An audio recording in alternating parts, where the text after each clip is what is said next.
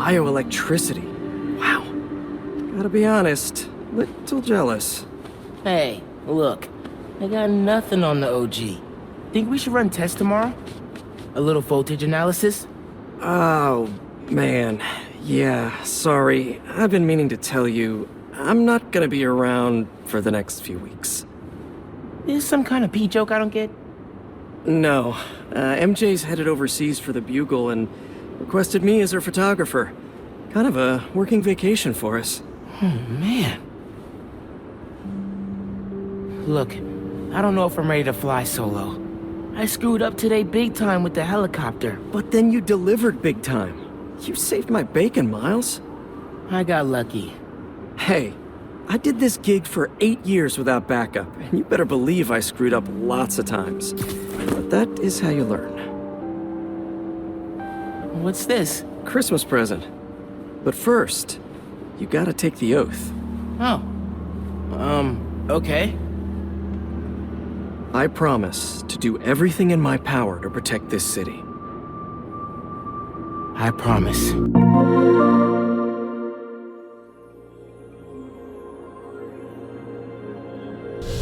Hello there, and Happy New Year! You are listening to episode 30 of the video game podcast PlayStation Pals. I'm your host, Nick, and I'm joined by the Venom to my Spider-Man, Jon. Jon, are you excited for 2023? I'm feeling pretty good about it. Besides life things, video game things are always super sunshine and rainbows. So, we got a pretty stacked year. So absolutely, man. I don't see how you couldn't be if you're in the video game space. Yeah, it seems like we'll finally be able to say COVID is officially over. Yeah. And the impact that it had will finally be behind us, especially in regards to the video game industry. So there is a lot to be excited for. If you're new to the show, if you're just listening, this is how it works. We each bring 3 things to talk about. It can be a video game we're playing, a news topic, an email to PlayStationPalsPod@gmail.com, a Twitter DM at PSPalsPod. Any of those things, we talk about it.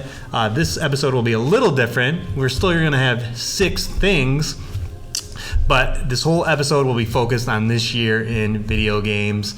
And we're going to kick things off by bringing back our favorite segment, the Defcon Level. Especially in regards to PlayStation VR. It is coming February 22nd, 2023. It had a brief little appearance, which we'll get into next at CES. That's the Computer Entertainment... I don't know what it actually stands for. Computer Entertainment Show. I think it's electronics. It's electronics. Yeah, we're way off with that one. Computer Electronics Show. Had a brief appearance there, but again, Jon, I want to get what DEFCON level are we at? So DEFCON level 1 means between now and the next time we record, you are 100% confident there will be either an announcement or a showcase for PlayStation VR. DEFCON level 5 being very unlikely between now and the next show. So, just so I am clear, does this include a state of play? Yes, we're going to include states of play. Okay. I'd say we're at a DEFCON 4. I would imagine Sony's cadence with these big blowout state of plays that they've kind of done historically now. They had a big one for Horizon, a big one for Ghost of Tsushima, a big one for Ragnarok. They like to do those kind of things, and if memory serves me correctly, those typically come about a month before, maybe even 3 weeks before. They want to get out in front of it enough to make sure people are hyped, but also keep it close enough so it stays top of mind. So I think we're definitely going to get something a little more in-depth than we've received, but I think it's going to be an early February date if I were to kind of place it a time. That's interesting, because this is not a $70 game we're talking. This is a $550 piece of hardware that is 47 days away. You would think we'd have one by now. We talked about it last month that they would have one maybe, and PSVR 2 did not really show up at the Game Awards. We didn't really talk about that, but Yeah, and that's kind of the reason that I do think it's going to be a little bit closer. Is just it seems like Sony's marketing strategy with this device is very laissez-faire. It's just kind of laid back and just whatever happens. Because they already have a decent amount of people bought into the first one, so they know they're going to capture a lot of those people. But maybe they're just really playing the slow burn, long game with this, long con. They don't expect it to light the world on fire when it first comes out, but if they can continue to support it, bring the Half-Life Alyxes, bring Team Asobi working on hopefully a new Astro's Playroom, that by the time that these things start coming, people can set aside the money to get it. Because despite Sony, I think I saw an article a couple days ago, like officially declaring PS5 shortage is over, which I don't know what that really means, but they're probably also still trying to really figure out just manufacturing and making sure that all the parts are where they need to be to balance the PS5 and PSVR 2 simultaneously. So I don't know if they're super concerned with really making this crazy big splash immediately. I think they're just playing the look, we have the best headset. Oculus Quest, they're probably looking at almost like a Nintendo Switch style thing where it's like, we're going to have a lot of games, but if you want the best experience, you got to come to the PSVR 2 because after CES, man, every single person who touched Call of the Mountain just glowing reviews again. So I think they're confident in the tech. They don't need to show off much more. You're bleeding into our next topic. I do that a lot. So, yeah. So 4, you're thinking of 4. Yeah.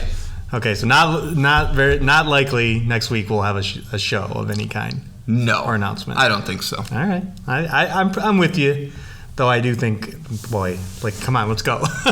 Yeah, just excited for this thing. Other than the smaller stuff, but I also think there's a small argument to be made. I don't think they care about Forspoken that much, but. It is a Sony PS5 exclusive game that needs a little bit of shine, a little bit of spotlight. So I think you wait till that's out to really start pushing what the next messaging is. Go hard with the Forspoken commercials, the Forspoken stuff right now, and then February is dedicated to the Horizon and PSVR 2. True. And there's the HBO's Last of Us, which they want to push as well. There's lots going on. Yes. All right. So what's your? I said 4. What do you? I'm with you on a 4. Okay. I think you're right. I'm just shocked that we're at this point and not a big giant blowout of the tech. But yeah. That moves into our first preview of this year. God, I got to remember that. It is 2023. Is the hardware, the big hardware. PSVR 2, we just talked about a little bit. Again, coming February 22nd. It's going to cost you $549, or you can get the Call of the Mountain bundle for the $600. Pretty pricey. It did show up at CES. We got a few little bit more news. I think one of the key things that they needed to say is that Gran Turismo 7 will be PSVR 2 ready at launch. Huge. As a free update if you already own the game. And that John's other favorite game, Beat Saber, though no release date, is also going to be on PSVR 2. Yeah, no, both great additions. It's just a little confusing. Why wait till now to say these two? It just seems like Gran Turismo 7 would have been the other thing that you kind of lead into after blowing out Call of the Mountain. Maybe they weren't sure it was going to be ready in time. That's fair. I guess that could make sense, but either way, it's a no-brainer. Glad it's going to be there. Cool thing about this too, despite Sony kind of being penny pinchers, it seems, with upgrade paths and things like that, they're giving this one for free. Yeah, which is nice. So both Resident Evil and Gran Turismo, if you own those versions of the game previously, you get the upgrades for free into VR. So, they're slowly making their case for buying one of these things. Yeah, slowly. Yeah. But what about you? Are you gonna get a PSVR 2 at launch if you go into a GameStop and it's there? if my impulse control gets the better of me. At this time, I am not looking to purchase one day one. Mm-hmm. I love new tech. We all love opening boxes, but I feel like at this point that's all it really is. Mm-hmm. I would play it. I would enjoy it. I'm sure Horizon's great, but I really want like a good 3 to 4 games that I really want to bite my teeth into. You know, I feel like a broken record every time we bring VR up. Half-Life Alyx gets brought up, but like that continues to be the one game that most people want. Yeah. And I want to see a little bit more support from Sony first party. They've had a tendency with a lot of their peripherals dating back to, you know, I don't know about the PSP, how they really supported that. Truthfully, that's kind of a blank spot in my PlayStation knowledge, is the PSP a little bit. But I know the Vita and the PSVR both were supported pretty well on launch, and then they just really dwindled as, you know, PlayStation 4 was so popular. I think they just really felt they needed to continue their strong first-party narrative games, and then those other things got forgotten about. So I want to kind of see, you know, in the age where games take 6-7 years to make, do they allocate the right amount of resources for this thing to really, you know, make it something that you need to have as an addition to your console? Yeah, it needs a big fall. It needs several big releases a year, you know, from Sony and partners. Because I 100% agree they probably paid for Resident Evil 8 to be via PSVR 2. So they need at least more partners like that involved. It is nice that they own Insomniac now. They are a known VR developing team, so they know this type of stuff pretty well. It just doesn't. Mary Jane Simulator's coming. It doesn't seem like there's a ton of third-party support right now. Like any of the teams, I feel like that are making third-party games for these things, they're almost dedicated VR teams. Like you don't see Ubisoft having a VR section, Capcom, Square Enix. Like you don't see these big companies really trying to even start. So it's, I don't know, it's interesting. I think we're kind of at an interesting inflection point for VR. I think the tech is getting there now finally. We'll just see if it's ready to get adopted. Yeah. Yeah, people are going to get it and then buy games for it is the real key question. So you are not going to pre-order this, and you're currently not getting it. Not going to get it, and you know, I also have 2 other friends who do have confirmed pre-orders, so like I can get my hands on it there and check it out, see if it really. Well, then you'll get it. Yeah, he knows me so well. Yeah, I mean, I'm going to try Horizon and be like, I have to beat this game. But look at all these easy platinums. Yeah, exactly. Yeah, that too. And you know, I don't know. I just like to have the access to everything when I want it. So I will definitely be getting it at some point. I have no doubts about that. But little bit down the road, I still got to get through so much. So much. Yeah. So. Yeah. Still no interest from me. So we'll see. Hopefully they can get there for both of us. So if they come out with so we got Resident Evil, Gran Turismo, a new Astro's Playroom, Half-Life Alyx, and one other game for you. That would be pretty enticing. Okay. So if we can get to the point where there's 5 games that you're like, ooh, like you're gonna start thinking about it. That is my thing with all consoles and hardware is like I have to have at least 5 games to play. Sure. Or it's not even worth it. So. Sure. So yeah, we're gonna keep an eye on that, and it's definitely gonna be the talk for leading up to this thing. What's the date? February 22nd. Yeah. Man. Everything's creeping up so quick. Like Last of Us is in 9 days. That's coming up in no time at all. Yeah, shit's gonna move fast. I feel like this year. Yes. So speaking of The Last of Us, the next topic is the adaptations of 2023. These are video games that are turned into other forms of media, particularly television or movies. The first big one that also snuck up on us is John's favorite game, one of his favorites, Nier Automata, coming tomorrow, January 7th. Yeah, I somehow blocked this out of my brain, which is exciting, because I'll have a show to watch.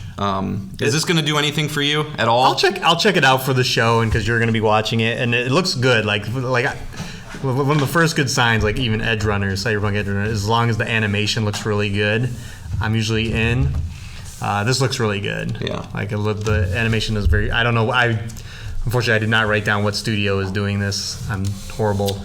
Yeah, and neither Nick or I were like, we're not huge anime guys. Yeah. We enjoy it if there's something that catches our interest, but it's not like, we're not those guys that have to check out every big thing that comes along. But yeah, I think this looks good too, man. And honestly, there's always a lot of conversation when something gets adapted, whether they're going to retell the story we all know or whether they're going to flesh out the world and do something different. And this, based on the trailers I've seen, is one of the most looking like the most faithful one-to-one thing of the game, which I think is a good route because to make this series grow and this franchise grow, which I don't even know if that's their intention. They might just be trying to just, please the people who are into it. But, you need to get the baseline out first. You need to get people familiar with these characters. If they tried to go and hey, we're going to tell a story about somebody that's not related to the game, I think a lot of people would lose immediate interest. So going back, retelling the story that I absolutely love, I think there's a lot of good emotional moments, and I'm really curious to see how they're going to play it out, because as many people who are familiar with this game know, it's got famously 26 different endings. Now, many of those are just bullshit, it takes 2 seconds to end. But there's a good 5 main endings, and so I'm curious what the process is going to be with that. Yeah. Because it takes 6 to 8 hours to do a playthrough of the game, but to platinum it's 50, because you need to do at least 4 strong playthroughs, and then the last one is its own thing. I won't go into it, but very curious. Okay. I think it'll be sweet. All right. And then just moving on, the next big thing is that HBO's The Last of Us. Oh my God, there was I just saw a TV commercial for it today, which is great. It's getting hyped. It's coming January 15th, 9 p.m. Eastern time. It looks like it's going to take the entire events of the first game, which John is reliving currently, and I relived late last year. This is an incredible story, and everything looks to be going right here. I can't point out a single mistake they've made in any of these trailers. I mean, the production's there, the acting's there. It's a dream project, man. I mean, it really is. Ever since they announced that this was going to be a thing, I've had nothing but at least confidence that this is a story obviously worth telling to a broader audience, get people who don't play video games involved in it. But like you said, everything that's gone into it, between being backed by HBO, $100 million budget per season, greater than Game of Thrones. You go onto HBO Max today, front page is The Last of Us collection, and you click on it. There's nothing there. It's just they're excited about it. They want people to know about it. So anytime, folks, that that kind of stuff happens, almost view it like a review embargo that gets released a week early, where it's hey, we're not worried about bad reviews. We're not worried about... We're confident. We're so confident in this thing that's going to knock your socks off. And as Nick said, I just got to winter in the game. I would imagine everybody listening has played The Last of Us, so it's towards the end of the game. Joel just had a major injury, and I think this is my 3rd or 4th time playing through this game. There really isn't... I almost wish we could go back and do the PlayStation franchise, man, because I am in love with this story and these characters and the raw emotion that happens every seemingly 30 minutes. It's just the next thing to the next thing. Henry and Sam, then you go to Joel and Ellie having their kind of their little fight that they have in the bedroom, and it's just this game is made for TV, and it's going to be oh so good. Yeah, it's going to be hype. I don't think I've been excited for a show since the final season of Breaking Bad. And legit, which is exciting. Yeah, really exciting. Especially I like to be surprised. I usually don't when I read a book and I go see the movie. I'm not usually too excited because I know what happens typically. Yep. But this, it's still so excited. I'm excited to see what liberties they're going to take. Mm-hmm. This show is being made with the second game already existing, and they've already said that has influenced some things that are going to be in the show, since they know what happens. So it'll be interesting to see what changes there are, and since we just both played the game, it'll be such an interesting comparison point, episode to episode, of what's different, what is better, what might be worse. It's going to be fun to explore this show in and out that we love so much. The only thing I'm nervous about, and I am personally not nervous, I just hope the internet does not go crazy at Bella Ramsey. Is that what you thought I was going to say? Yeah, I knew you were going to bring up the internet. Yep.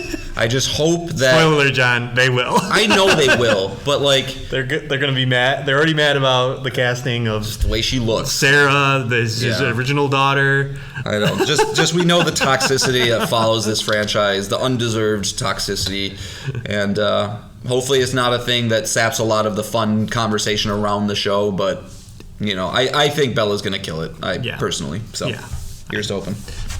they wouldn't have cast her otherwise. So. Exactly.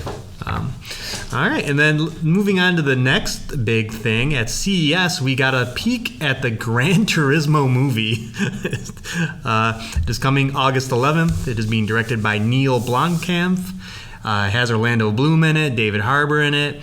They didn't show a lot of it at CES, but what they showed, it looked pretty good. Like I'm not a fan of racing games, but I do like racing movies because they're just. What is it about racing movies? I don't get it. Like, because I'm the same exact way. I don't race. I don't watch NASCAR. I don't do any of that stuff. I'm not even a car guy. But if you like watch Rush, or if you watch Ford vs. Ferrari, or there's a documentary called Senna about the famous F1 driver that like there's just something so just visceral and awesome about it. Maybe it's just us being guys. I don't know, but yeah. Anyway, sorry. I think the racing provides just the great like cinematography challenges that they have to do certain things, and I love how racing movies are shot. So and that's like a lot of the little snippets that we did see. Like it really highlighted the cameras like dangling off the front of cars that were driving in front of other cars, and like so you know that this is going to be up close and personal. And Orlando Bloom made a point to talk about the sound of the movie, which, I looking at what Top Gun Maverick did this past year, and I haven't seen it, so I could be talking out of my ass right now. But it seems to me like part of the reason that movie was received so well is because they did such a good job. It was an experience in the theater. Experience with the theater and the sound, and they actually went and leased military jets from the Navy, flew them so it felt authentic and the sound was incredible and you felt it rattle in your bones. And I think this could be the same kind of thing if they can get a halfway decent story. David Harbour is awesome. Orlando Bloom's fine, but he can play a role well enough. He's not offensive, and really at least make the action there and interesting. I think it could be a surprise hit. Yeah, it did look good. Did you say the release date for that? August 11th, yes. Okay.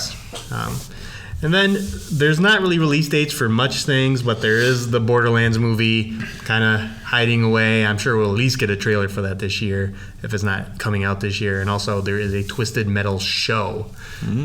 Starring another interesting. Starring Falcon, Anthony Mackie, right? Yeah. And he's a great actor. I like him. So that one's interesting because I believe the writers of that are the Deadpool guys. Okay. So, obviously that's what the tone's going to be. I think that's the way you make it, because I think if it sticks to the original premise, I forget, it was Callisto, right, who would hold the tournament and then you'd get your wish. That sounds right. Yeah. Yeah. Yes. So it was that character was, and all the characters are very silly to begin with. So if they can kind of tap into that Deadpool, maybe a little bit fourth wall breaking humor, that could be fun. Yeah, I think it's interesting because in this new reality that we live in, where every single video game property is now getting some sort of adaptation, I'm most excited for the ones that you wouldn't think.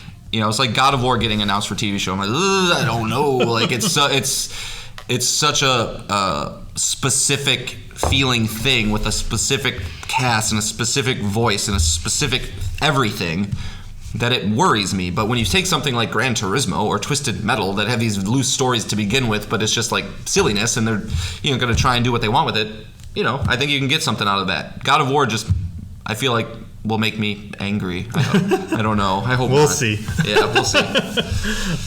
Before we leave this topic, are there any other adaptations you want or you think are gonna be announced? What else is there? I mean, I don't know. As far as Sony properties, that they're all taken now. I mean,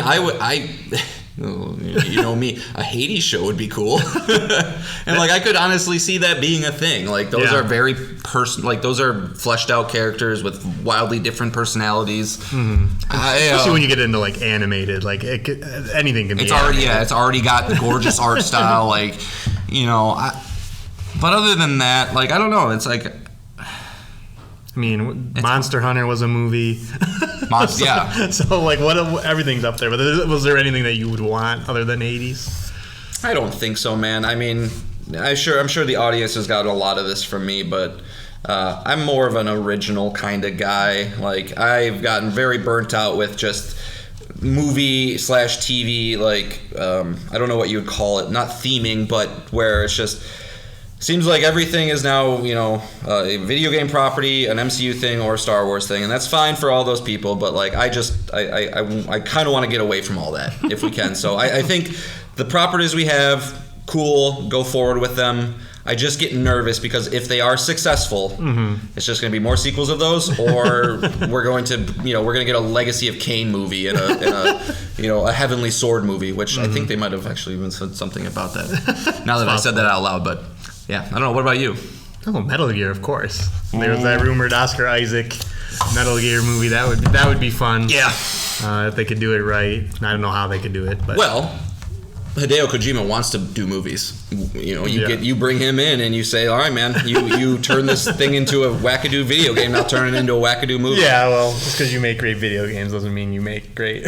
It doesn't, but if there's one video game creator that like seems like they would just naturally go into that, it's that man. Yeah. That insane man. So yeah, that was rumored for a bit, but nothing came of that, so all right, so we can move on into actual software and video games itself. Our next topic is going to be our most anticipated games. John, you brought more than 3, right? Oh, of course. I never follow rules. I told him to bring 3. I think he brought more. So, John, you can kick it off. What is one of your most anticipated games? All right, so I rank these because I like. Oh my gosh! Yeah, I do that stuff. I do that stuff all the time. Okay, I love this. So number 5, Final Fantasy 16. Okay. Yeah. I don't know what else needs to be said. It looks great. I'm a little nervous about coming off of Final Fantasy 15. I didn't think was super great. I'm not sold on the combat entirely. I like it, but I don't love it. But this looks to be the vibe that I want with the Final Fantasy game. It looks a little more mature, kind of Game of Thrones-esque. And I think it's going to. The fact that it's next gen only, I think it's going to be absolutely beautiful. So with amazing landscapes and things like that we've seen in the trailer. So. Okay. I don't know if this is on your list, but it does come out the same month as Diablo 4. Though Diablo 4 does come out. Is that on your list? Sure is. Okay. And it ranks above it. Okay, then you're just going to answer my question, because I was going to say, which one would you, if you had to pick one? If I had to pick one, Diablo. Okay. I think mostly because, and this is unfortunate, but it's life, is I think it fits my life a little bit better. Oh, for sure. Where it's very much a pick up and put down kind of thing. I haven't played. Well, we'll get into Diablo when we get there, but Diablo is the perfect game to just play with something else. It's never a focus. You can talk about it now. I brought it up. Well, no, I want your game. Unless if you want me to do 5 and 4 and then 3 because you only brought 3. Sure, go ahead. All right, we plan a lot for this show, guys. All right, so then this is a weird one, and it probably should be number 5, but Atomic Heart. Yeah, I know it's a bit of a weird one, and I'll be interested if this one pays off. I am nervous about it, but if it pays off, I think it'll pay off in a big way. The art style is crazy. It looks wackadoo, insane. It looks like a mix between like BioShock and Fallout. If you're listening, just look up a trailer because there's no way John's going to do this game's justice. No. Yeah, please, if you have not seen this game, look it up. But it's been a game that's been in development for a long time. Mundfish is a studio that I don't think has really done anything in the past, so it's up in the air. But if it hits, I think it could be a ton of fun. It's supposed to be leaning into more of its RPG mechanics. Like, I think the style it's going for is like Russian Fallout with BioShock mixed in there with actual RPG mechanics that modify the way you play. So if they can do that, I think it'll be amazing, and it comes out soon. I think they really have to just nail the gameplay. Yeah, I think they got everything else going for it, especially the weirdness of it all. But yeah, if it does not feel right to shoot, if there's no impact, and that's what some of it scares me, is like it just looks. You know the feeling when something just feels a little off. It feels a little off. Yeah, we'll see if that translates. Yeah. Okay. All right. I would not have predicted that in a million years to be on your list, especially top 5. Yeah. All right. And then Diablo 4, number 3. Okay. Number 4. All right. Oh, you know what? I'm about to give you 6 games. Sorry. You're about to get 6. All right. Diablo 4, nothing more to say. It's looting, it's addiction, it's crack in video game form. I like it. I don't really care about what everybody seemed to get upset about with Diablo 3, where it's like not balanced properly, and if you play on hard difficulties, it doesn't work, and there's this loot shop. I don't care about any of that. I just want to go kill demons in grand fashion with mass amounts. So that'll be sweet. What class you playing? Typically, like the Demon Hunter was what I did in 3. Okay. Which was bow and arrow and stuff like that. So rogue. Crossbows, yeah, more rogue. I typically don't like barbarians. They're just too melee focused. It's kind of boring. And then necromancers and things like that just kind of. I feel like I just don't really know how to play them effectively. So yeah, Right. I kind of I like to keep my distance. If I can hit you from afar, I'm good. Yeah. Okay. And then finally, so number 3, and then we'll go to you, Nick, so you can speak for a little bit. Dead Space remake. Dead Space is one of my favorite games of all time. I think it might be the best pound for pound survival horror game that's ever been made, including Resident Evil 4. If we're just talking survival horror, it just nails that a little bit better. Where you're so claustrophobic, you're so resources are so scarce, and just the setting of the Ishimura is incredible. And so to see that with new lighting techniques, new graphical improvements, I think it's going to be amazing. And horror is my shit in movies and everything. Horror is my favorite genre, so if you can do it well, I'm all in. And speaking of things that are sneaking up, they were only weeks away from that game, so Yep. which will go into all the release dates shortly. I want to be excited for that because I'm too, like, Dead Space is one of my favorite horror franchises, as we talked about on this show. But it is still just a remake, and so hopefully I'm going to see what reviewers say first, and I think you're bought in anyway. So if You can borrow mine, dude. If you get it and you're just like, okay, then I'll play it. But You should play it either way. okay. If you say it's crap, you're not going to. No, yeah, it's crap. But Nick has a better memory than I do. He remembers plot points. I don't remember shit. So I just remember that you're an engineer on a spacecraft, and and besides that, I really, really, really liked it. So narrative points, I don't remember. So I'm sure That one's a little foggier, but Dead Space 2 is more in my brain because I played it so many times. Right. Yeah, that's one of your favorite games ever. Yeah. So okay. All right, cool. All right. So What do you got, bud? My first one is Jedi Survivor, coming March 17th, the sequel to Jedi Fallen Order. I touched upon it a little bit last week as Jedi Fallen Order was just added to the Essential tier. You can get it for free now if you subscribe. Yeah, it's just great. It's a great Star Wars game, and Respawn is EA's like ace in the hole. They can't do anything wrong. They're the ace on their sleeve. They're obviously the only one that is doing things the right way, it seems. Yeah, they did the Titanfall. They've done Apex Legends, which is very successful, and then Jedi Fallen Order. The third-person game when they've been doing all these first-person games it's just incredible. Is Vince Zampella still there? Do you know? Yeah, Okay. I think we would have heard otherwise. Yeah, okay. Head of Respawn to Entertainment. I just know he's like getting pulled in every direction from them because like, hey, you're the guy. Fix this. Come fix this. You make us a lot of money. Yeah. For those who don't know, he was one of the original heads of when Call of Duty got super Infinity Ward. Yeah, Infinity Ward got super big. Yeah. So, yeah, and I'm a Star Wars fan. And the last story was really good. On top of playing really good, so I'm hoping return to form. And show of 2022, Andor, man, you're on a Star Wars high. So yeah, that's. Do you think Andor is going to show up in the game at all? Is it possible that he shows up in the game at all? I don't truly know that. Is there? That's a good question. It'll be very. Yeah, I don't know. Okay. I don't know. Okay. Because I believe this takes 5 years later after Fallen Order, so that really speeds it up beyond Andor's time. So gotcha. Cal Kestis is gonna have a beard then, probably, huh? He does. It's in the trailer. Oh, well. That's how much I pay attention to Star Wars. All right, what's your next game? Next game, sticking with horror, Resident Evil 4 remake. Yeah. Looks incredible. I contradict myself a lot on the show, I guess, but despite saying Dead Space is better than Resident Evil 4, I am more excited for this remake because Capcom has proven time and time again they are the remake team. Them and Bluepoint, right? For whatever reason, those two know how to do it the right way. So, and we know from the trailer that there's going to be stuff that's different. Just like Resident Evil 2 is not one-to-one with its old game, that Resident Evil 4 remake will bring a lot of different things.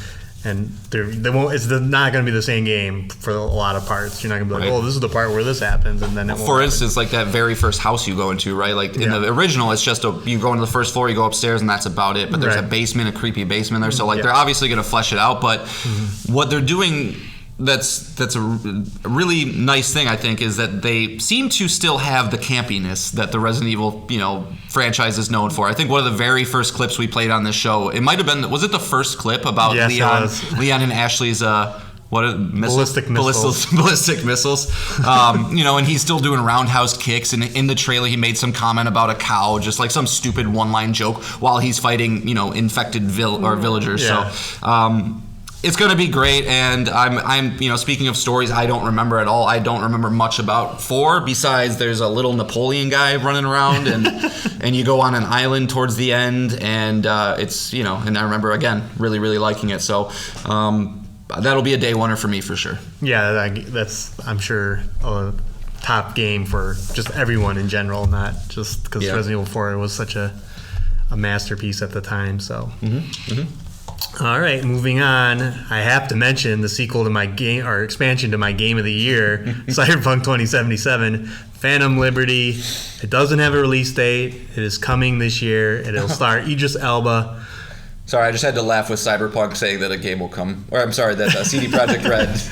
I'm sure they will, because they can't fuck up again. But anyway, sorry to cut you. No release date, nothing else, but just more Cyberpunk is what I need and what I want. So it's exciting that we're getting this. Nick, what do you think about Cyberpunk winning the Labor of Love Award from Steam? What do you think about that? For those who don't know, Steam has their awards every year. They gave the Labor of Love Award to Cyberpunk 2077, and certain people aren't happy about it. Well, yes, the idea being that they fixed a broken game shouldn't be awarded, and I kind of agree with them on that. Yeah, a little weird. It's one thing to make a great game even better, but to have a broken game made playable, and not to say like it was playable at launch, just not greatly. So yeah, I understand their frustration. I hear they're review bombing it now on Steam, because the internet just can't let it go. Who cares? Really? I know, who the fuck cares? It's a dumb award. It wasn't the worst award, though, because Stray won Best Innovative Gameplay, so that's dumb. But there's something about that game you're just not seeing, Jim. Yeah, I know, I guess. So, yeah, I'm very excited for that, and that'll be... I'll play that day one, despite... Cyberpunk 2077 being unplayable day one. Right. I will hope that they fix this. Next gen consoles. I mean, they'll. I think they got it. But all right, then my number one most anticipated game, Skull and Bones, obviously. I had to say it. Sorry. No, this might be a surprise, and I don't have Spider-Man 2 on my list. What? Yeah. Oh, I thought we were gonna get a boondoggle or whatever the term is. Can you guess? It's hard. It's not a big game. It's a sneaky one, but if you know yes, me, of course I know. It's Silk Song. Yes, it is. Hollow Knight Silk Song. If it comes out this year. Microsoft said at their conference last year that every one of these games was coming out in the next year. So as long as Phil Spencer doesn't lie, which he does. So, Silk Song. I've been waiting for this game for a minute now. It's been. I think it was revealed in like 2020, maybe. Yeah, I picked it for our very first fantasy league. Yeah, and it still has not come out, and it's been 2 years now. Yeah, so I know it's going to be great. It's a game. The original was developed by Team Cherry, which is a team of 3 guys. One guy does the artwork, one guy does the programming, and one guy does, I believe, the music or something along those lines. And it's a masterclass of controls, of Metroidvania style gameplay, it's got a shockingly deep lore if you're into that kind of stuff, and just a really oppressive, cool art style that I just really, really fell in love with. And it's just, if I find an indie game like that, as listeners might kind of pick up, I kind of place it in the same vein as like Hades, where it snuck up on me, it surprised me, I loved it so much. And, I just don't think it gets the praise that it deserves. And despite it being like a 91 on Metacritic, people love the first one. I can't speak to how much I like Hollow Knight. And, the moment that game comes out, I'm going to be all over it, and I wouldn't be surprised if it gets shadow dropped. Or the moment we get the release date, it's going to be within the month. So, crossing wild. Yeah, and I'm crossing my fingers too that it in fact comes to PlayStation Day 1. I mean, that was another thing about the first one. It was PC exclusive for a while, and I remember really wanting to play it. Then it came to Switch, and I bought it there because I wanted to play it, and then it finally came to the main console. So hopefully, it gets the backing that it needs. I'm sure it's going to sell like crazy because people love it. And no exclusivity to Switch or Xbox, hopefully. Right, but I can't fucking wait for that game. Sure. And this is also just with the caveat that Hades 2 does not come out this year. Yeah, I don't think so. It'll be early access this year, but I still did put it on our list. Yep. All right, so mine is Spider-Man 2 because John is an idiot. Atomic Heart. Yeah. What? Yeah. No. You have to understand, Nick, I have played about 400 hours of Spider-Man. It's not that the game isn't fantastic. It's not that it's going to be great. Buckle up, bud. It's the fact that the swinging around New York has lost its luster for me a bit. Yeah. Fair enough. Yeah. Fair enough. I guess you do have that point. Plus, I also knew you were going to bring it, so we could talk about it. Yeah. The sequel to Insomniac's and phenomenal Spider-Man 1 and Miles Morales. I don't really know what more to be said. It'll be coming up later in another segment. So, and it's obvious this is going to be a great game. Insomniac kills it every time. So yeah. When do you think it's coming? I know they've said fall. What do you want? What month do you think? I'm going to go with October. Yeah, I think it's a good bet. I think it'll be October. So actually, I'm going to say October. I'm going to say November. I'm going to say November. I think I think this year's going to be packed. So I think Sony tries to establish November as its new fall release day month for its big titles. Yeah, we'll see. It definitely depends on other titles. Yeah. Yeah. Cool. All right. So moving on, now we're going to do a segment called Yay, Nay, or Meh, about every big release of 2023. We'll only say a few words on each one, but there's quite a few, and we're going to decide whether or not they're going to be good or not just by what we know about them at this point. So the very first game, and we'll start with the release dates first, is Forspoken, coming January 24th. John and I both played the demo. This is a big nay. This is a nay. No, do not. This is a nay, even though I want to say meh. But, when I first saw this game, it was one of the, I remember I remember watching this trailer, I feel like right when we pre-ordered our PS5s, and it kind of showed some of the traversal and thinking it was super cool looking. Yes, you did. And it still is. But after playing it, man, I don't like really anything that they're doing with it. And it's too close to fix what we don't like. So yep. We'll be avoiding that one. Yeah, What if it comes out and it gets like an 89? What would you do? I don't know. Yeah, I still don't know. Wait till it's $20. Wait till I buy it because I have no control, and then I'll give it to you. Yeah. But it won't be. I think Square Enix has kind of missed on their last few JRPGs, and I think this one will be a miss as well. Yeah. So, all right, and then the next one is Dead Space Remake on January 27th. I think we're both saying yeah. That's a big old yay. Old yeah. John included it. And then we move on to February. The next game is Hogwarts Legacy. It's an interesting one. Yeah. It's like the dream game for any Hogwarts fan. Create your student, go to Hogwarts and all that. But it is an unproven studio. It does not look good every time it's been shown. I'm sorry. And that's the weird thing. Every person I have seen, including podcasts I listen to, watch the same trailers that you and I did and come back saying that it looks great. And I have a fucking video game podcast too, so I know video games pretty well. Remember what I was saying earlier about sometimes there's something you can't quite put your finger on? Right. That's all over this game. But the movement seems slow, the combat seems wonky, the world seems empty. I just don't. We don't have a connection to the franchise, really. I mean, it's okay to us. I have a slight one. It's my wife's favorite franchise, favorite movie. So I've read all the books, I've seen all the stuff. It's just I don't know, man. Something about that game smells like it's going to be a meh for Wait me. for reviews. I think if you'll be lucky, it hits low 80s. Is it a meh for you or a net for you? No, no, Okay. no, not at all. Unless it, and we say this with like if it reviews well, then that changes everything. But we're going off what we've seen up to this point and kind of predicting what we think it's going to like land, and I think it's going to be, it's going to fall flat. Just to get some clarification real quick on what we're doing here. Are we doing our own personal, do we think it's going to be good, or do we want to play it for the mez, the nez, and the yes? Combination of both. Okay. I don't like. Okay, because I'm not going to play it, so it's a neh, but like I think it might be okay. Yeah, That's kind of where I'm at. Yeah. All right. The next one is Wild Hearts. This is coming February 17th. This is being published by EA and is coming from Omega Force. It is a Monster Hunter clone. It looks interesting. Mm-hmm. Monster Hunter is not my thing. Not mine either.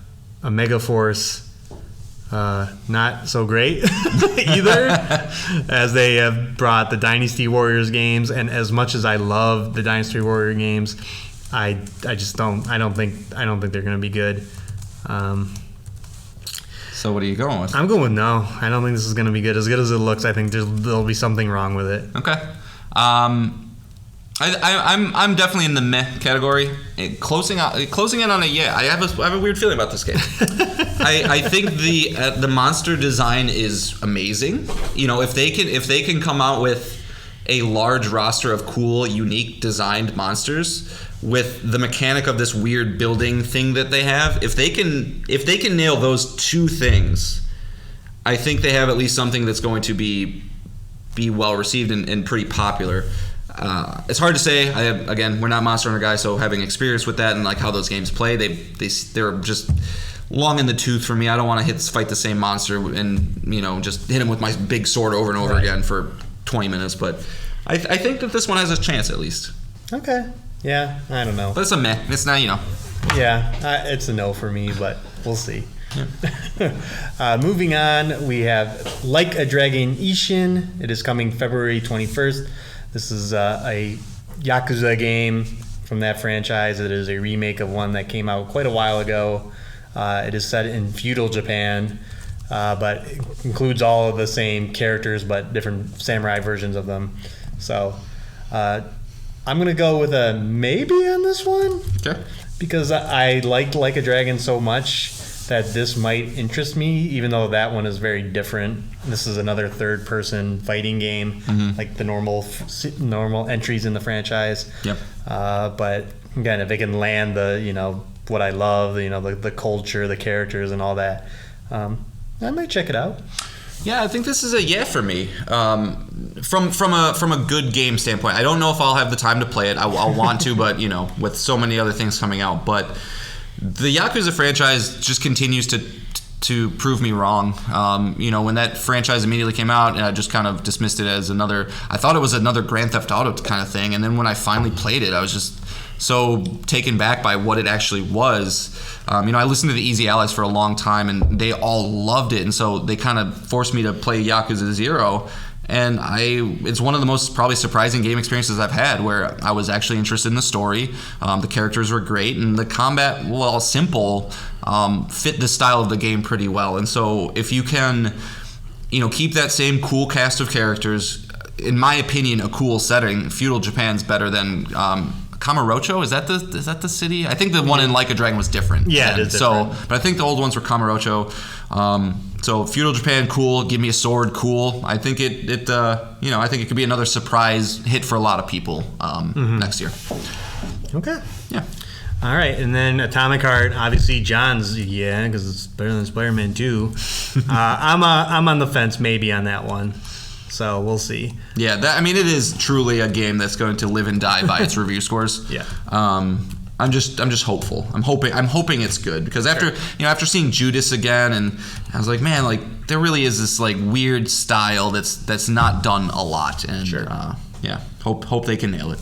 All right, and then moving on, we have Horizon Call of the Mountain, the big VR game from Fire Sprite, Guerrilla Games, and Sony, coming February 22nd. This one almost feels unfair. Why? I don't know, because like we're not gonna have VR, so we can't play it. Well, yeah, But in but terms of still, quality. you think it's going to be a good game? I think it's gonna be a yeah. Yeah, I mean, I'm on a maybe. really? Yeah, Okay. I don't know if it'll be good or not. Okay. The press coverage of this since True. since release That's is true. just like not mildly positive, not even positive, like glowing. Like Yeah, I, like I the one I pre-ordered saw it. yesterday was like T3 editor.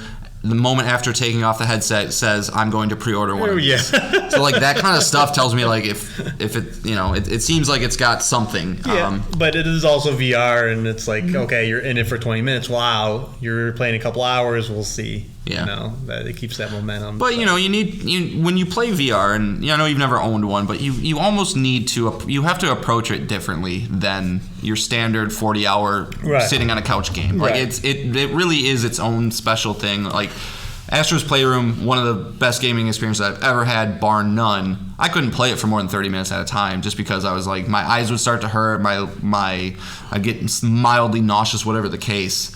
But those moments, the moments where I've realized that like there's hidden guys, or if I like bend down and look under a thing and like I can get my guy there, playing in a completely different way that I've never played. I've never played a game like that to this day. Mm-hmm. And if you can do something like that, like achieve that level of creativity with something like Horizon and those cool robots all over, I think it could be super special. But we'll see. All right. Yeah, we will see. That's for sure. Will we, Nick? All right. And then also on February 22nd is Octopath Traveler 2. This is another Square Enix game, right? Mm-hmm. The old school JRPG style turn-based combat. I didn't play Octopath Traveler 1, but this game just does not look for me, so it's a no for me. But I know you, since you played it, yeah. how are you feeling about it? It's a meh. Okay. I enjoyed the first one. I think it had a really good combat system. And I can't really remember what made it special. I just remember that there was a unique mechanic to the turn-based system. It's like you could like stack your attacks or something like that, where you could like almost buff things up to a certain degree to like hit people a little bit harder, but you're gonna minimize the amount of turns you can take in the future and stuff. So you could really play with that, and it was fun. But just the way that they designed the game allowed it for it to not have really any type of narrative, because you're playing as 8 different characters. You go through their chapters and you switch to another one. You go through their chapter, you switch to another. And they never really come together. And so, I think if you like that old school style RPG, go for it. But I'm gonna just keep playing Final Fantasy VI. So. All right. So moving on, we have Wolong Fallen Dynasty. We're moving into March now. This is coming March 3rd. This is the Soulsborne-like game coming from Team Ninja and Koei Tecmo. They definitely have experience in this with the Neo series. It's a Souls game, so it's a no from me. Yeah. I did try the demo, and I was like, nope, this is still not for me, so... Yeah, I don't know why I have ignored this game so much. I didn't play the demo. I haven't really looked at gameplay of it. I think it's because historically, like, correct me if I'm wrong, Nick, but I feel like historically, if a game has such a hard Chinese aesthetic, it almost seems budget. Like, just because like the Chinese video game industry is so in its Dynasty Warriors. Yeah, and it's kind of in its infancy because it's a much different economic system over there. So I think just naturally when I see that, it's just kind of like, okay, here comes generic, knockoff thing for something. But being that it's backed by Team Ninja, the guys who did Neo, which are probably to this day still regarded as the best Souls knockoffs. Mm-hmm. It's gonna have bones, but it's a meh for me. I don't have, I to this day don't really have the fortitude, mental space to play more than just From Software Souls games. Like, those are enough for me. I don't need to torture myself more. Yeah, and it's got to be compared against Elden Ring now. So good luck. Yeah. Yeah. All right, and then this one's easy. Skull and Bones, the often delayed pirate game from Ubisoft.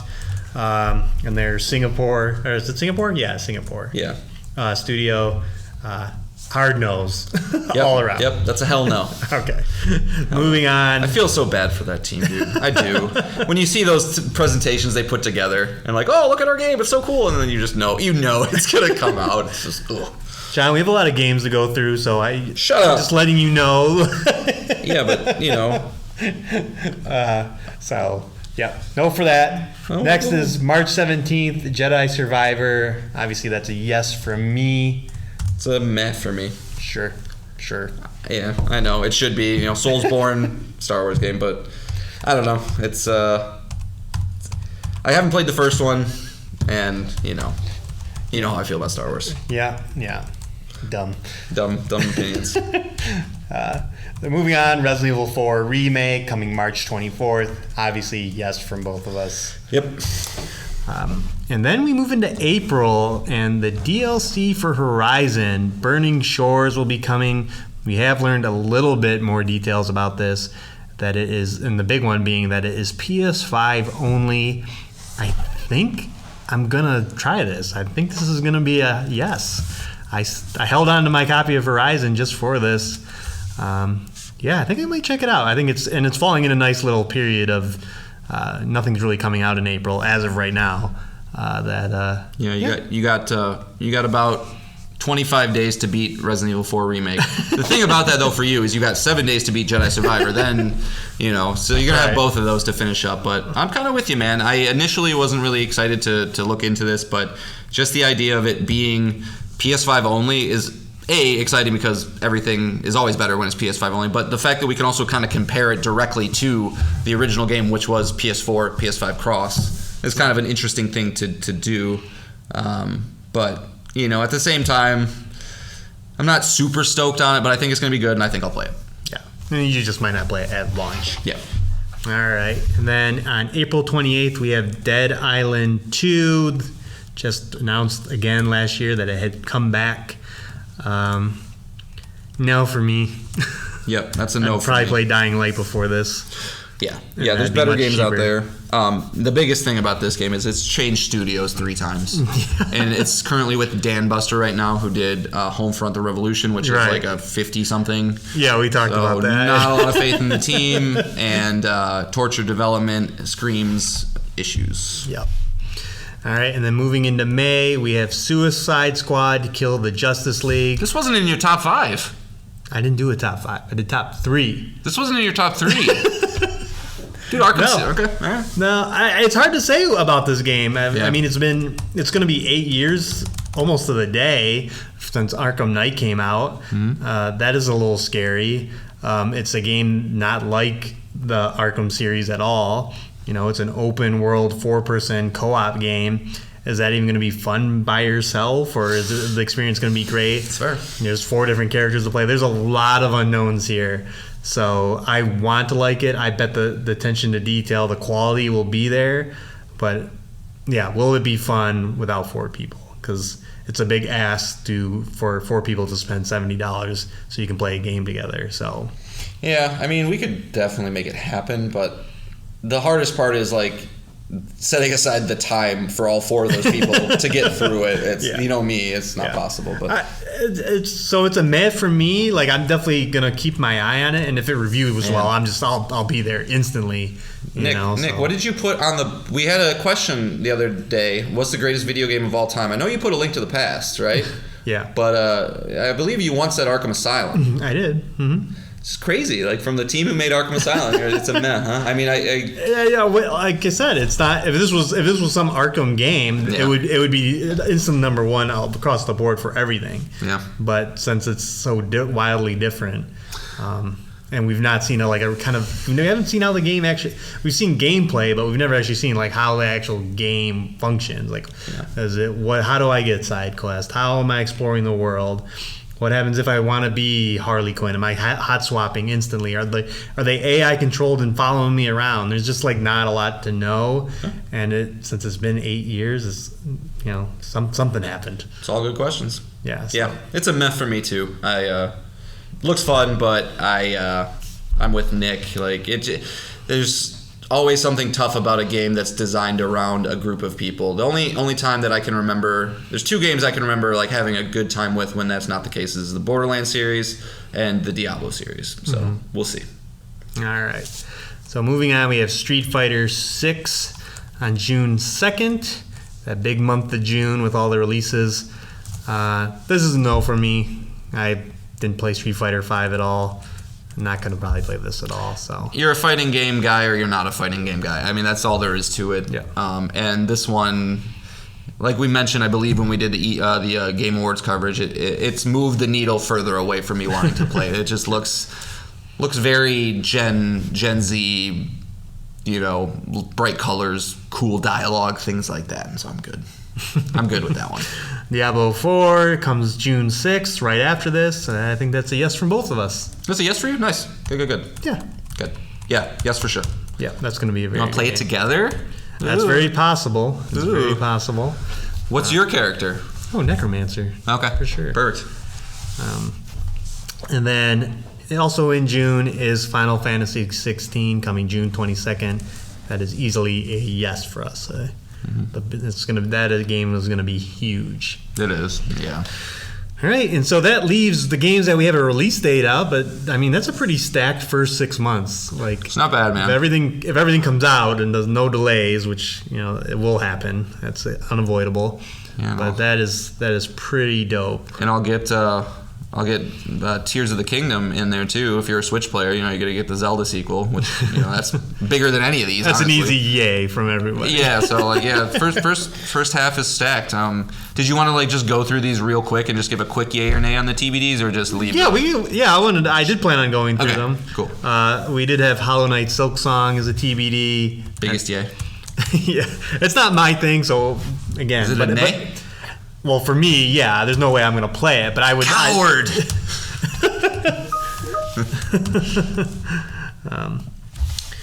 And then moving on, we have Starfield. And I know that's not a PlayStation game, but what are your thoughts on that?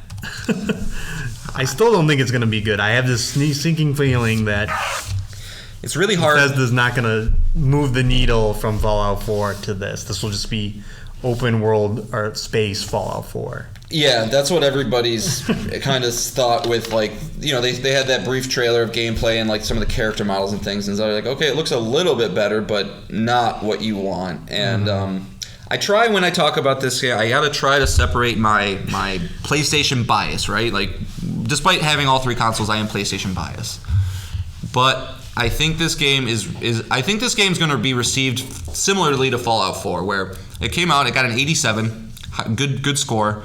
It had absolutely no legs.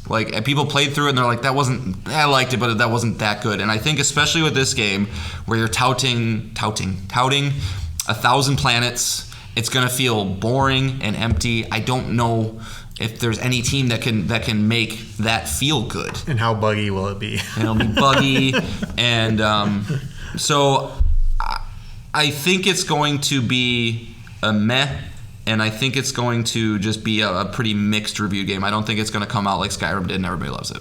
Yeah. So. Yeah, it's a meh for me. Just keep an eye on it. And then the other Xbox exclusive I added to this list is Redfall. I wish this game was coming to PlayStation. This game looks awesome. It really does. Yeah. Especially after learning that I like Arcane. Yeah. After Deathloop. So obviously, if it was coming to PlayStation, I think it would be a yes for both of us. So. Yeah. Well, I'll play it and let you know. Yeah. But again, that might be another game that is with friends is probably the optimal way to play. So. Well, and that's I think that's one of the key games to keep our eyes on, in a sense of, does it come to PlayStation ever? Because they like to say this, if it has a legacy on the console, it'll stay, which it doesn't, but it's also this small property from a smaller team that maybe they just want a little bit extra revenue. So I think it'll come eventually. I don't know when, though. That would be interesting. Yeah. That'd be an interesting precedence. All right. And then, again, Cyberpunk 2077, Phantom Liberty is obviously a yes for me. I'm sure if John beats Cyberpunk ever, by the time this comes out, he'd probably get it too. So. Okay. We'll see. Yeah. I mean, I will say, Idris Elba, way better than Keanu Reeves. Yes, so. we've already gone over this. All right, and then we have The Expanse, a Telltale series. I just have no connection to this, so I'm just nope. Yep, not for me. I'm interested in Telltale games, as we'll get to, but not this one. Next is Alan Wake 2. which is interesting. As you've heard on the show, we ranked Control as our top 10 PS5 games. This is coming from the same studio. It's set in the same universe as Control. Yeah. I'm kind of excited, even though I didn't like Alan Wake all that much. So it was okay, but Control was so good, and I wish this was Control 2. Not Well, you Alan just Wake got to 2. hope that they took what they learned, and bring it in there. Because, correct me, I never played Alan Wake, so this is a no for me. But like, I never played it. The main issues with that game is like the combat, right? Like, it's a cool story, it's a cool setting, it's all that good stuff, but it doesn't play particularly well. And you have to do the silly flashlight mechanic. Yeah, right? you have to flashlight enemies to expose them and then shoot them. It's compared to Control's combat, just Right, and that's what- night and day. So And that's why, if they can blend the two, I think it could be awesome. yeah, so this is a maybe. It's a maybe. You're right. It's a maybe for me too. If it reviews well, I think I'll have my eye on it. Yeah. Next is Armored Core 6: Fires of Rubicon, just announced at the Game Awards, coming from Software. This is, I don't know what to think of this. I don't know at all. I think this is a big fat mad because of I don't know. Because of not knowing. I mean, From Software, arguably the greatest video game developer in the game today, going back to a series that they haven't touched in 11 years and wasn't particularly received very well when it was, except for I think maybe the first couple games. But it's a meh for me. Just I need to see more. Right. Need to see more. All right. Next is Assassin's Creed Mirage, the once expansion for Assassin's Creed Valhalla, another one that they expanded out and made its own game. Nothing about this looks appealing to me. Is this the Iraq one? What's that? Is this the Iraq one? Yeah. Iraq. Mhm. The character, nothing. No. Nope. No good. I don't have time to play wait. Assassin's Creed in my life anymore. Sorry. That one has to die. Next is Hades 2, which is a big maybe, but of course this is a big fat yes. It is. It'll be in early access this year. I doubt it'll be on PlayStation this year. Yep, agreed. But it'll be available on PC, I bet. Next is Lies of P, another Soulsborne game. We talked about it briefly. A lot of those lately, huh? We talked about it briefly. When did it debut? It was at some showcase. I think it was Summer Games Fest. Yeah, we talked a bit about it. Looks interesting. Pinocchio, right? Yep, Pinocchio. Again, Soulsborne game, so that's a no for me. Yeah, it's a meh for me if it reviews well. It has the possibility of being in that upper echelon of Souls knockoffs. It has a cool vibe. Obviously, they're going for Bloodborne, so maybe. Yeah. Spider-Man 2, obviously, yes, of course. Yeah, Spider-Man 2 would be Sony my game. It was the first cut game, and if I'm being honest, yes, I'm probably more excited for that than Atomic Heart. But it's just I've spent so much time with Peter Parker in my life. I don't need Peter Parker in my life right now. All right, and then we have The Wolf Among Us 2. I don't remember who's making this. It's obviously Telltale doesn't exist anymore. Skydance? But I love The Wolf Among Us. That was probably my favorite of the Telltale games that I played. I love the art style. I just love the world of the fantasy meets New York City and the mystery. And Bixby is just a great character. Yeah. Again, voiced by Wolverine's Steve Bloom. Oh, nice. Okay. So, he's great. So it's a yay? Yeah, it's a yay for me. Okay. It's a meh for me. We'll see.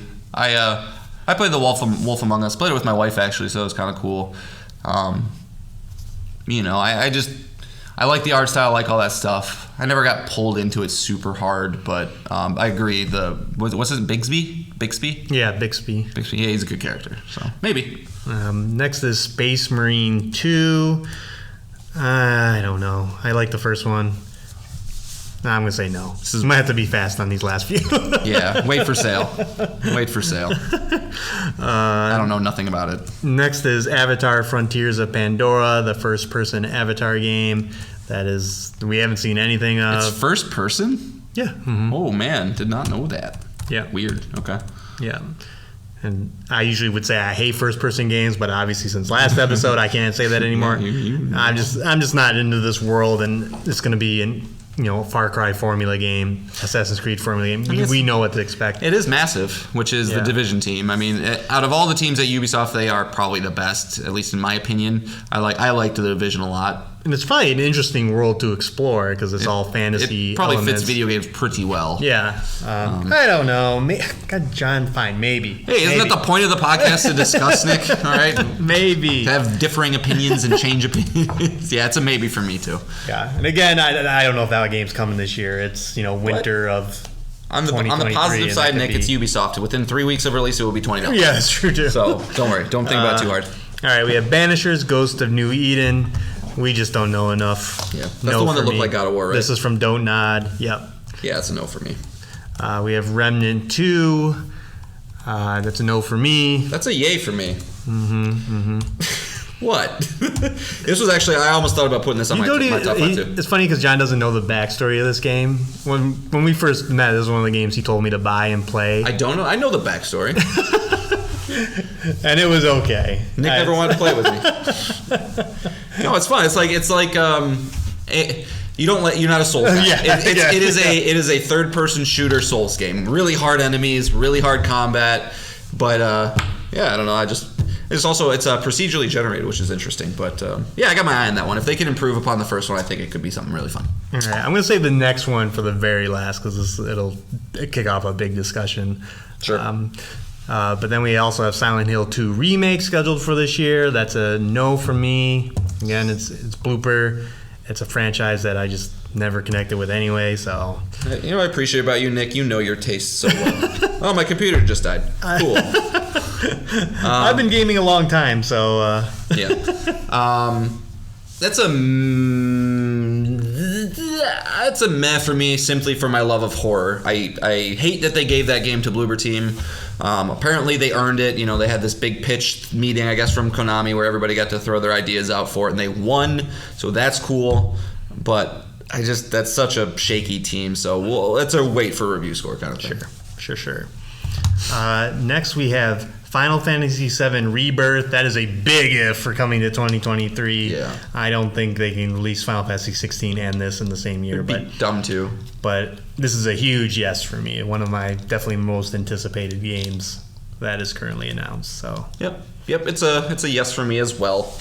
Probably not as hyped on it, but I want to see where that thing's going. So. And finally, it is that Last of Us multiplayer project. It doesn't have a name yet, but we're assuming it's going to have something, factions in the title, coming from Naughty Dog.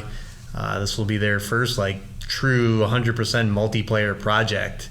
It's almost weird to know what this is going to be. They released another concept art of a old cruise ship in a harbor. I don't know. I don't know what to think of this one. I don't either. This could go. What it's going to be? It could go so many different directions. I had a thought earlier today that similarly to how Halo Infinite launched, where it still is. Maybe they say if you want to just play the straight up multiplayer of this, it's free. Anybody can play it. Right. But maybe there is this other part of the game, whether it's extraction shooters are this big new upcoming genre that is becoming a thing. Yeah. Maybe there's other modes. I don't know if there'll be a What's your best case scenario for this? What is going to make you, John, as you've said, other than Rocket League, you're not a multiplayer game player. Yeah. What is the best method for this to be a clone of Division 2 in the Last of Us world, with enemies have numbers above them? No. And there's a chance that you can run into people in certain zones. What is the best case scenario for this game for you to get over the multiplayer hump? For me personally, yeah, I don't like it when a ton of mechanics are thrown into multiplayer. So the idea of having I have my team and there's another team, but there's also infected coming around and there's a capture the flag, all that stuff that stresses me out. I've any shooting multiplayer game I've ever played, it's only been team deathmatch. That's the only thing I'll play. How do you play this single player? For what? For Last of Us? Yeah. How do I play it? Because you have infected, you have all of them. Oh, I know. It's just there's something that does it mentally when the human elements involved that it's just I don't know. It fucks with me because then I'm all of a sudden really not good at video games and people own me. So when I play a single player game, I'm sure it is just a mental thing. I know that I'm playing the computer. The computer follows a set of rules. You can adapt. You can I died this time, but now I know this guy goes into this room. I can set a nail bomb right in the front of the door. He's gonna go. Like I had this awesome moment last night where I went into a room and there was just a bajillion people. They fucked me over, and I was like, oh, you know what? I'm just gonna put a nail grenade right onto the doorway. They're gonna run. One person's gonna run into it. They're all gonna hear it. They're all gonna run through the doorway. And I just sat there with a little shotgun and I killed like 15 of them. And so to me, that's really satisfying because I kind of beat the game. As soon as you start putting in, and this is me, just my personal issues is, I just get mad.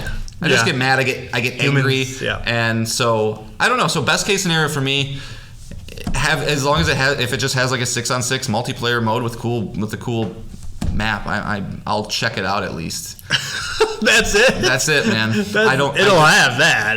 I don't know. I really think it's what the PvE element really is, and what the grind is going to be. Because I just can't imagine that, like, if they're doing this, it has to have RPG mechanics. Your character has to have levels. Your gear has to have levels, and all that. All right, John, are you going to step away for a second? I need a charger. Okay. Because I have my projection, or the next segment. Entertain the crowd. Yeah, so this is where I reveal all of John's deepest, darkest secrets. For me personally, that PvE element can hit, so that if I'm not playing with John, I'm not playing with friends, I can do some content by myself. That would be interesting, but it's such an unknown. Like, Naughty Dog has never done a multiplayer only project, so what this is going to be, what's the quality going to be, is it going to live up to the standards that we give Naughty Dog? Can they make? The Last of Us 2 played really well, so we know they can nail that. But again, with the mechanics that come into a multiplayer only project.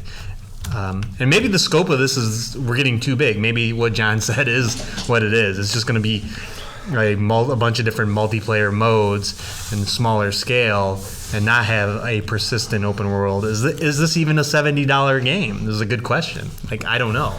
Yeah, I am back. I don't think it. I don't know. I don't think it is, but. At the same time, this has been a rumor for so long now. Like, I feel like we've been talking about factions for a year and a half, 2 years, and Naughty Dog's a talented team. It wouldn't take them 2 years to make something basic. So I think it's... And it'll be 3 years after Last of Us 2. So... But, like, also, now there's reports, like we talked about, that Last of Us 3 is in production, so who knows? Who knows? That is one of the most interesting... things that we know about but don't know about. But it is Naughty Dog, so yeah. Yeah, so it's going to be great. All right. So moving on to the final segment. It is our 2023 predictions. So John and I both brought 3 predictions. If whoever wins the most predictions is going to get to pick a game for the other person to play. So we won't know the results of this until the end of the year. So I didn't bring a game now because I don't know what John's going to play this year. But I hope you want to play Skull and Bones, man. yeah, we could screw each other by picking a really bad game, which would be funny, but mean. But at least that game would be like $5 at that point. It's true. Or whatever. But we won't be free to play a week after it comes out. Since we don't know what we're going to play this year, and me and John tackle backlogs all the time, I don't want to say a game, and then John just ends up playing it anyway. Sure. So, all right. So I'll kick things off with our first prediction, and I just wanted to get this on paper. Spider-Man 2 will feature co-op, and the playable characters will be Spider-Man, Miles Morales, and Venom will be playable. He's a madman, folks. He's crazy. And now I'll just throw this in because I think this is too obvious that the game will tease a multiverse for Spider-Man 3 or whatever the next Insomniac Spider-Man game is.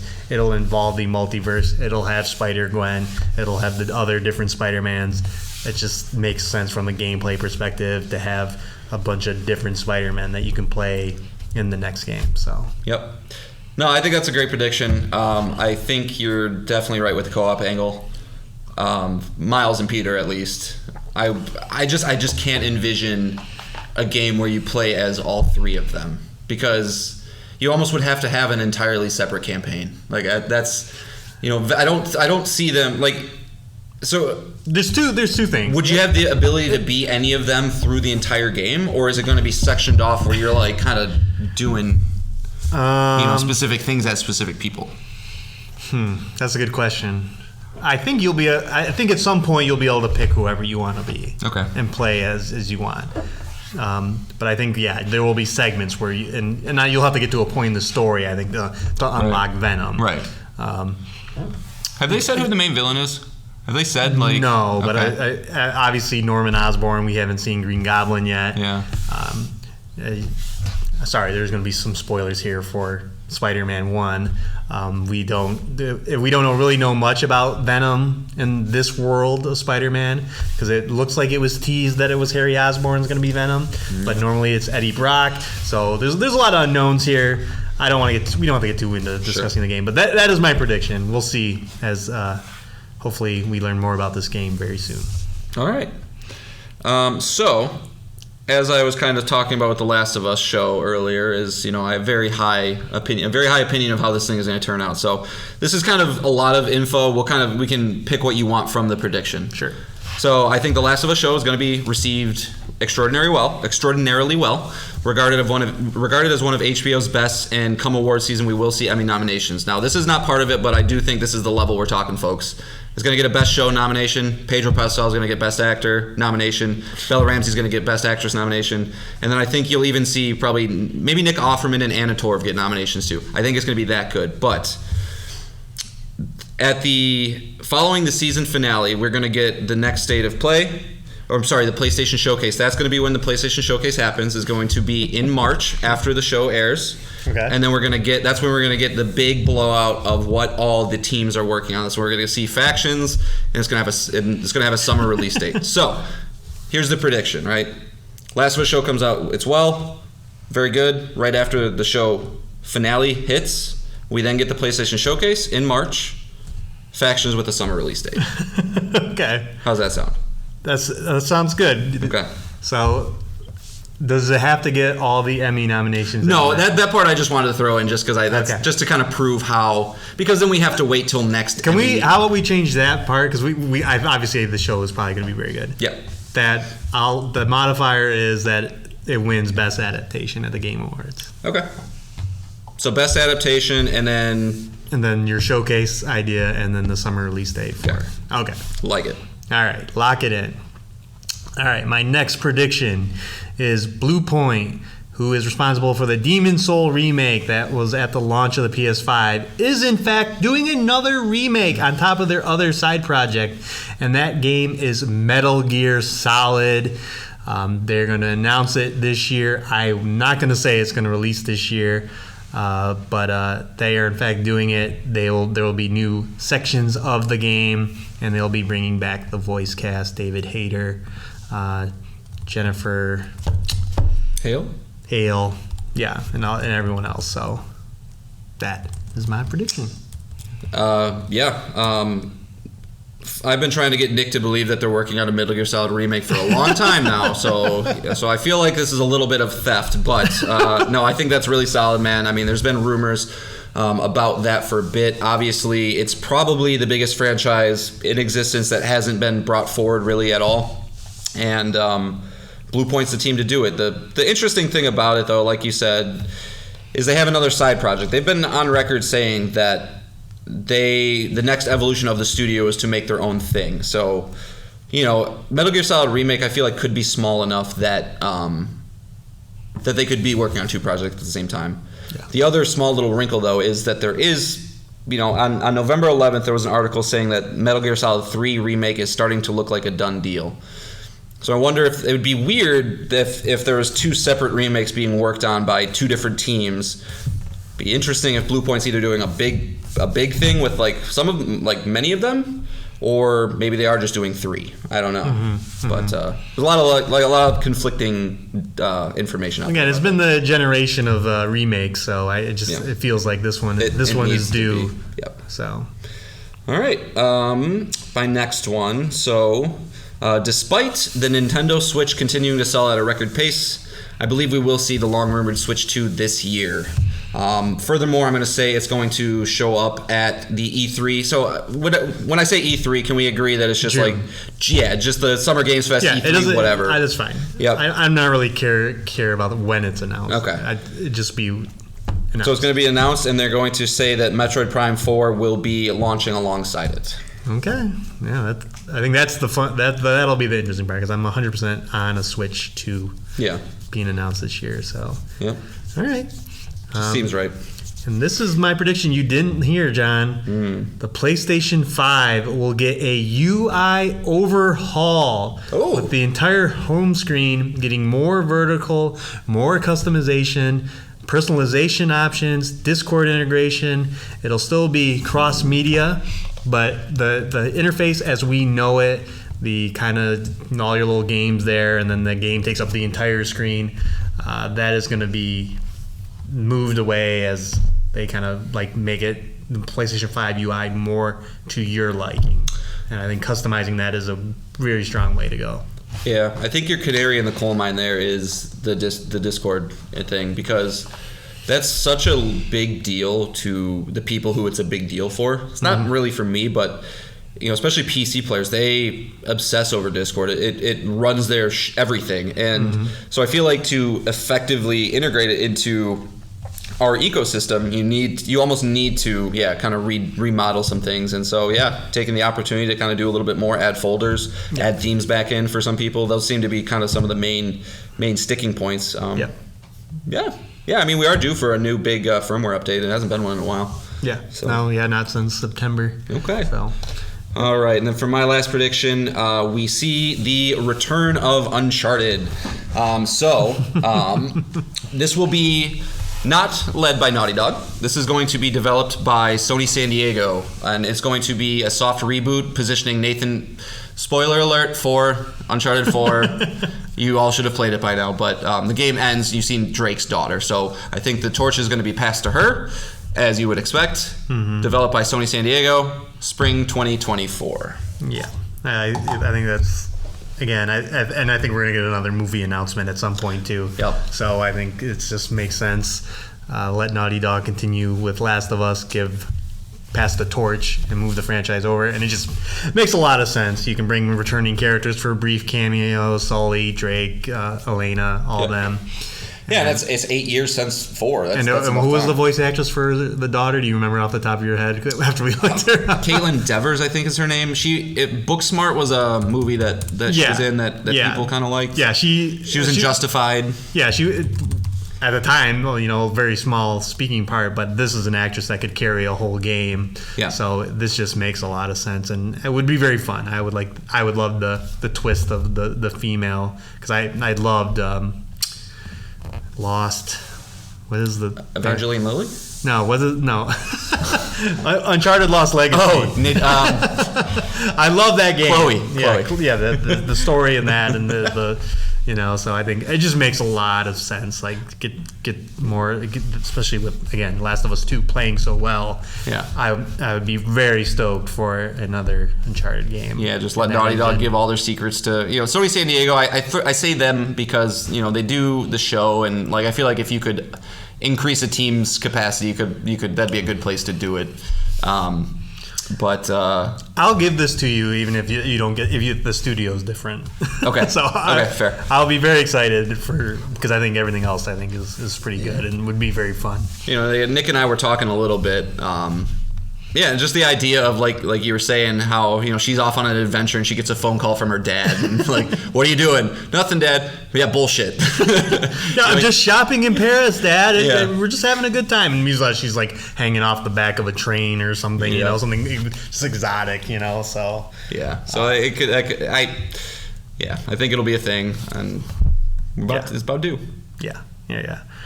All right. So that's it. I mean.